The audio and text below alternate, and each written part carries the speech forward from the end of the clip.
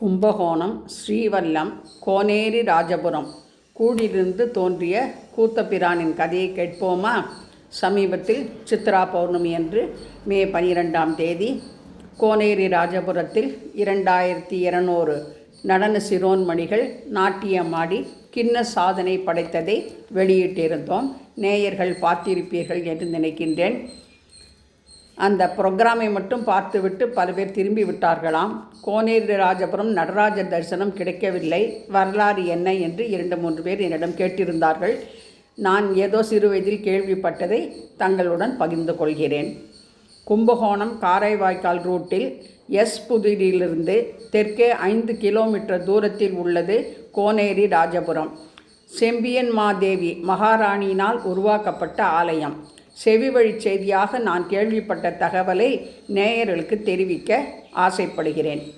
செம்பியன் மாதேவி உமா மகேஸ்வரராகிய ஸ்ரீ நடராஜ பெருமானை வார்ப்பில் வாத்து தருமாறு சிலைகள் செய்யும் சிற்பியிடம் கூறினாராம்.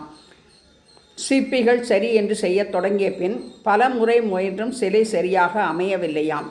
மனது மிகவும் கஷ்டப்பட ஆரம்பித்தவுடன் சிலை செய்யும் தம்பதிகள் இருவரும் இதோடு நிறுத்தி கொள்வோம், நமக்கு ஸ்ரீ நடராஜர் சிலை செய்யும் பாக்கியம் இல்லை என்று வருத்தப்பட்டு கொண்டு இருக்கும்போது சிவனும் பார்வதியும் அவர்களுக்கு சிலை செய்ய உதவ வேண்டும் என்ற நோக்கில் வயதான தாத்தா பாட்டி வேடம் அணிந்து வந்து அவர்களிடம், தாகமாக இருக்கிறது, தொண்டை வறண்டு போகிறது, குடிக்க தண்ணீர் அல்லது கூழ் இருந்தால் கொடுங்கள் என்று கேட்டார்களாம்.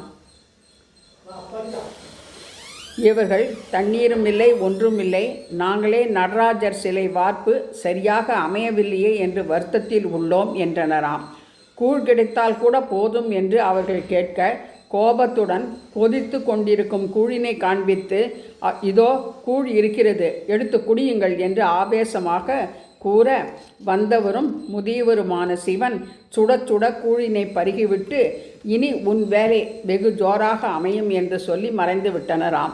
பின்பு கூழ் காய்ச்சி வார்த்ததில் ஸ்ரீ நடராஜர் சிலை தத்ரூபமாக உயிரோட்டத்துடன் நரம்புகள் புடைத்தெரிக்க மூச்சு காற்றுடன் அவர் தொடையில் கருப்பு மச்சம் ஒன்றும் காணப்பட்டதாம். மறுநாள் காலை ராணி வந்து ஸ்ரீ நடராஜர் சிலையை பார்த்து சந்தோஷப்பட்டார்களாம். கடைசியில் தொடையில் மச்சம் இருப்பது உங்களுக்கு எப்படி தெரியும் என்று கேட்க, சிலை செய்தவர்கள் நடந்த கதையை கூறினார்களாம். அது முதல் கூழிலிருந்து தோன்றிய நடராஜர் சுயம்பு நடராஜன் என்றும் அழைக்கப்படுகிறாராம். ஏதோ எனக்கு தெரிந்தவரை விவரம் கூறியுள்ளேன். வேறு விவரங்கள் தெரிந்தவர்கள் வாட்ஸ்அப்பில் தெரிவித்தால் அனைவரும் தெரிந்து கொள்ளலாம். 18 வருடத்திற்கு முன்பு ஒரு முறை கும்பகோணம் டூரில் தரிசித்த பாக்கியம் கிடைத்தது. உமா மகேஸ்வராப்யோ நமோ நமக. சிவகாம சுந்தரி சமேத நடராஜமூர்த்தியே நமோ நமக. நன்றி, வணக்கம்.